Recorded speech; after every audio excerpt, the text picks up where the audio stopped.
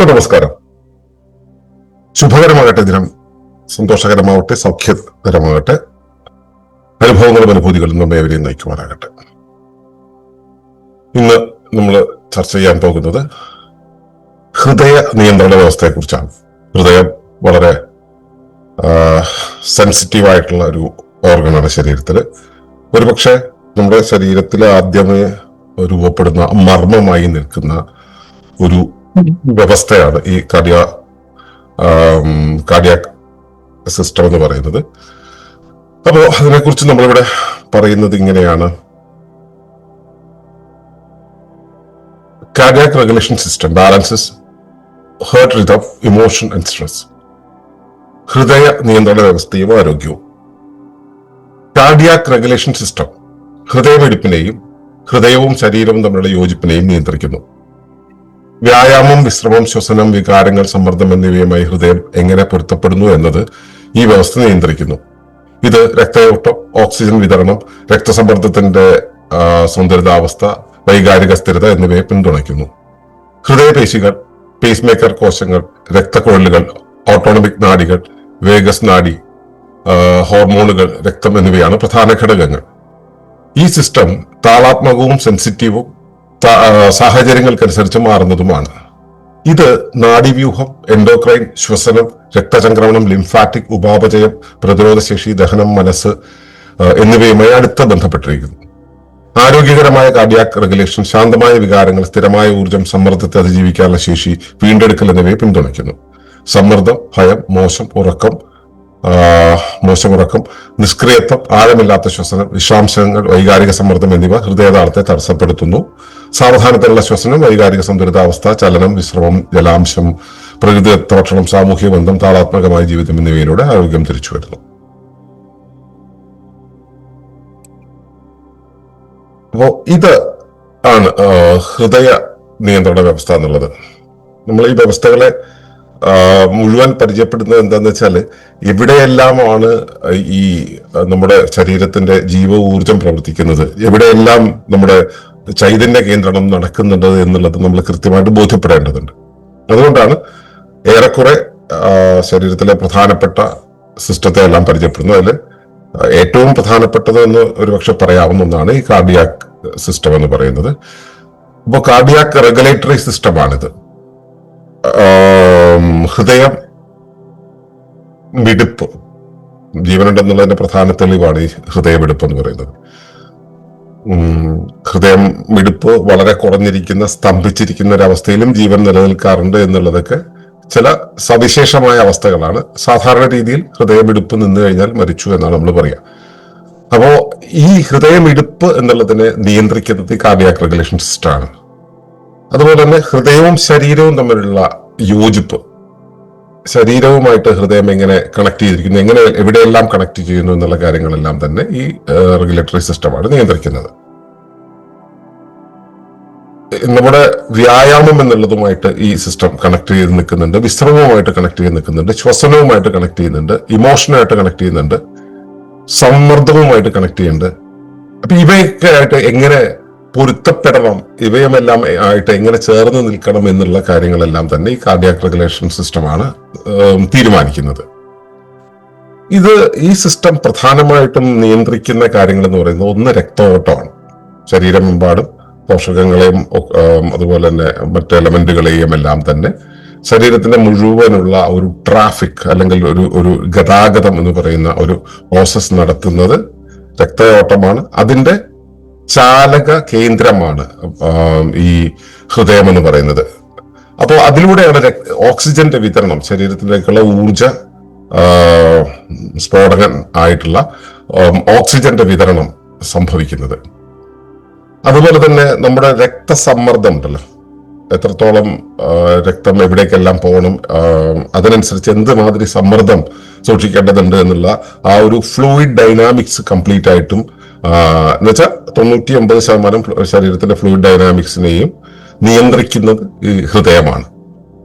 അതുപോലെ തന്നെ നമ്മുടെ വൈകാരിക സ്ഥിരത എന്ന് പറയുന്നത് ഈ ഹേർട്ട് റേറ്റിനനുസരിച്ചാണ്. ഹേർട്ട് റേറ്റിനനുസരിച്ച് അവിടെ ബ്ലഡ് സപ്ലൈ ഉണ്ടാവുക, ബ്ലഡ് സപ്ലൈക്ക് അനുസരിച്ചാണ് എനർജി സപ്ലൈസ് ഒക്കെ ഉണ്ടാവുക. ന്യൂട്രിയൻ സപ്ലൈസ് ഉണ്ടാവുക. അതിനനുസരിച്ച് നമ്മുടെ ഇമോഷൻ എന്നുള്ളത് നമുക്ക് ബാലൻസ് ചെയ്യാൻ പറ്റുന്നതുമൊക്കെ ഈ ഹൃദയത്തിന്റെ പ്രവർത്തനം കൊണ്ടാണ്. അപ്പോ ഹൃദയം എന്നുള്ള ആ ഒരു അവയവം തന്നെയാണ് ഇതിലെ ഏറ്റവും പ്രധാന ഘടകം. അപ്പൊ ഇതിലെ ഹൃദയത്തിനകത്തുള്ള പേശികള്, ഹൃദയസ്പന്ദനത്തിന് കാരണമാകുന്ന കോശങ്ങള്, രക്തക്കുഴലുകൾ, ശരീരമെങ്ങാനുമുള്ള രക്തക്കുഴലുകള്, അതുപോലെ തന്നെ സ്വയം പ്രവർത്തിക്കുന്ന ഈ ഓട്ടോണമിക് നാഡികൾ, ഈ പാരാസിമ്പത്തറ്റിക് ആക്ടിവിറ്റീസ് നടക്കുന്ന സമയത്ത് ശരീരത്തിനകത്ത്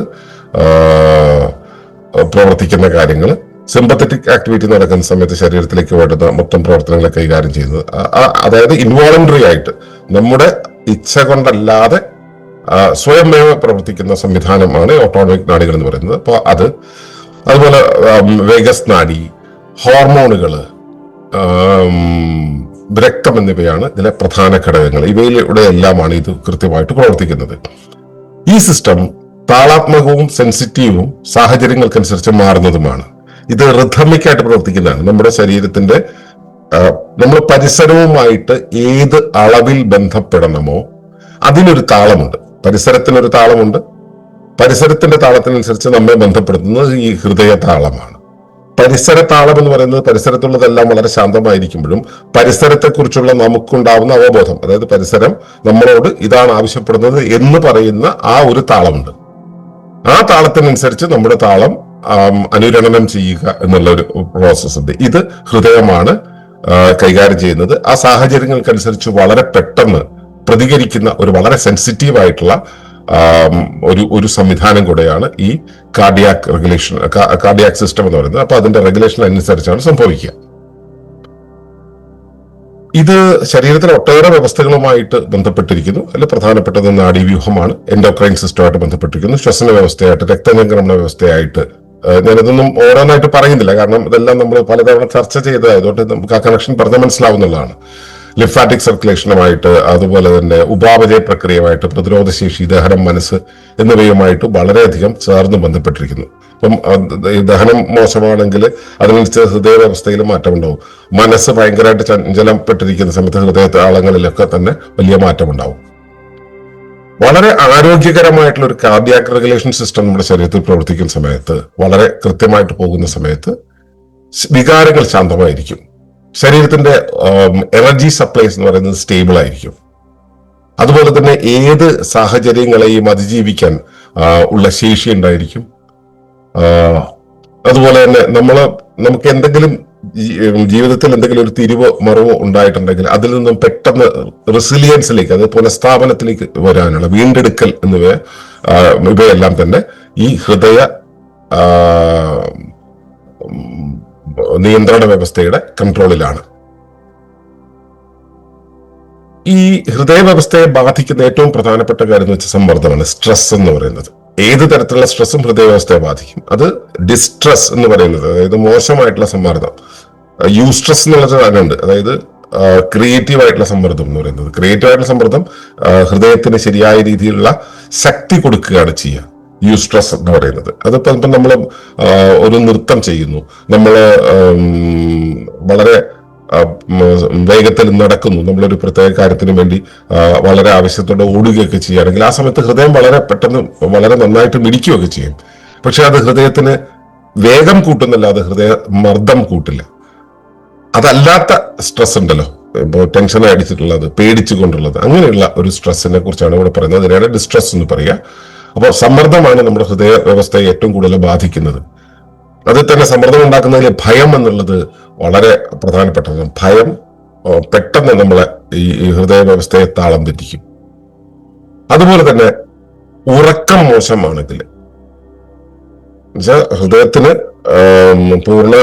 ശരീരം മുഴുവൻ പൂർണ്ണമായിട്ടും വിശ്രമിക്കുന്ന ഒരവസ്ഥയിൽ ഹൃദയത്താളം വളരെ കുറഞ്ഞ് അങ്ങനെ പ്രവർത്തിക്കുന്ന ഒരു രീതിയിലൂടെ പോകുന്ന സമയത്താണ് ഹൃദയത്തിന്റെ ആരോഗ്യത്തെ വീണ്ടെടുക്കാൻ കഴിയുക. അതേസമയം ഉറക്കം മോശമാകുന്ന സമയത്ത് നമ്മുടെ പാരാസിമ്പത്തറ്റിക് ആക്ടിവിറ്റി നടക്കാതെ വരികയും സിമ്പത്തറ്റിക് മോഡിൽ ശരീരം നിൽക്കുകയും ചെയ്യുന്നത് ഹൃദയത്തിന് ലോഡ് കൂടുതലായിരിക്കും.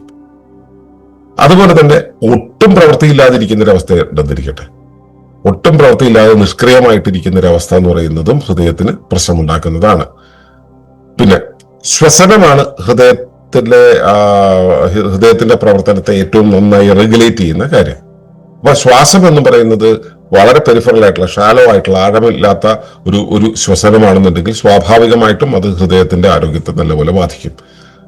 പിന്നെ നമ്മൾ എന്ത് കഴിച്ചാലും നമ്മുടെ ശരീരത്തിനകത്തേക്ക് എന്തുപോലെ അത് ഹൃദയം വഴി കയറി ഇറങ്ങിയാണ് പോവുക നമുക്കറിയാം. അതുകൊണ്ട് തന്നെ വിഷാംശങ്ങൾ, അത് ഭക്ഷണത്തിൽ ഉണ്ടാകുന്ന വിഷമായിക്കോട്ടെ, അതല്ലാതെ ഉണ്ടാകുന്ന വിഷമായിക്കോട്ടെ, ഏത് തരം വിഷാംശങ്ങളും ഹൃദയത്തിന്റെ ആരോഗ്യത്തെ ബാധിക്കുന്നതാണ്. അതുപോലെ തന്നെ വൈകാരിക സമ്മർദ്ദം, നമ്മുടെ ഉള്ളിൽ ഉണ്ടാകുന്ന ഏത് തരത്തിലുള്ള സമ്മർദ്ദവും ഹൃദയതാളത്തെ തടസ്സപ്പെടുത്തും, ഹൃദയതാളത്തിന്റെ ആ ഒരു നാച്ചുറൽ ഫ്ലോയെ തടസ്സപ്പെടുത്തും.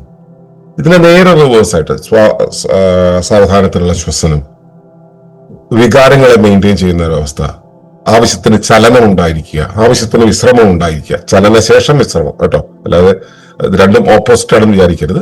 ഇത് ചലന വിശ്രമങ്ങളിലൂടെയാണ് ഇത് ശരീരം പ്രവർത്തിക്കുന്നത്. ഹൃദയം അങ്ങനെ തന്നെ. ഈ ഒരു മിടിപ്പ് കഴിഞ്ഞിട്ട് കുറച്ചു സമയം വിശ്രമിക്കുന്നതിലൂടെയാണ് അടുത്ത മിടിപ്പിലേക്കുള്ള ഊർജം ഹൃദയം കണ്ടെത്തുന്നത്.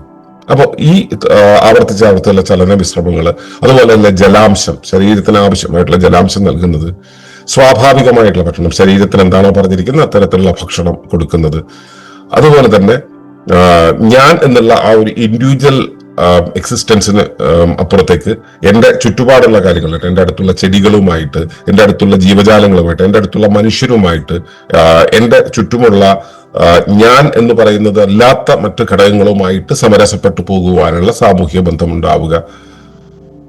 അതുപോലെ തന്നെ മണിയേട്ടൻ പറയുന്ന പോലെ വളരെ താളാത്മകമായിട്ടുള്ള ക്രമപൂർണമായിട്ടുള്ള സൗന്ദര്യമായിട്ടുള്ള ജീവിതത്തിലൂടെ നമുക്ക് ഈ ഹൃദയത്തിന്റെയും ശരീരത്തിന്റെയും ആരോഗ്യത്തെ തിരിച്ചു പിടിക്കുവാനാവും.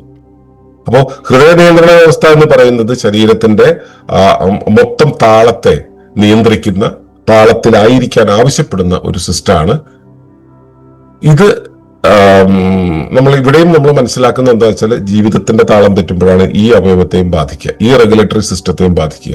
ജീവിതത്തിന്റെ താളത്തെ ശരിയാം വിധം പുനഃസ്ഥാപിച്ചാൽ ഈ കാർഡിയാക് റെഗുലേഷൻ സിസ്റ്റവും കൃത്യമായിട്ട് പ്രവർത്തിക്കും. നിങ്ങളുടെ കാർഡിയാക് റെഗുലേഷൻ സിസ്റ്റം കൃത്യമായിട്ട് പ്രവർത്തിക്കുന്നുണ്ടോ എന്നുള്ളത് ഒന്ന് നിരീക്ഷിക്കുക. നിങ്ങളുടെ ശരീരത്തിന്റെ ഊർജം കുറയുന്നുണ്ടെങ്കിൽ ഹൃദയ താളത്തിൽ മാറ്റം വരും. നിങ്ങളുടെ ശരീരത്തിന്റെ ജീവന്റെ ഊർജം കൃത്യമാണെങ്കിൽ ഹൃദയതാളവും കൃത്യമായിരിക്കും. അപ്പോൾ അത് എത്രത്തോളം ഉണ്ടെന്ന് പരിശോധിക്കുക. അടുത്തൊരു വിഷയമായിട്ട് നാളെ വീണ്ടും കാണാം. അതുവരേക്കും നന്ദി, നമസ്കാരം. തുടർന്ന് കാണുന്നതിന് മുമ്പായി ഈ വിഷയം ഇഷ്ടമായെങ്കിൽ ഒന്ന് ലൈക്ക് ചെയ്യുക, കമന്റ് ചെയ്യുക, ഷെയർ ചെയ്യുക. നിങ്ങൾ പ്രകൃതിയെ ഇഷ്ടപ്പെടുന്നുവെങ്കിൽ ഈ ചാനൽ ഒന്ന് സബ്സ്ക്രൈബ്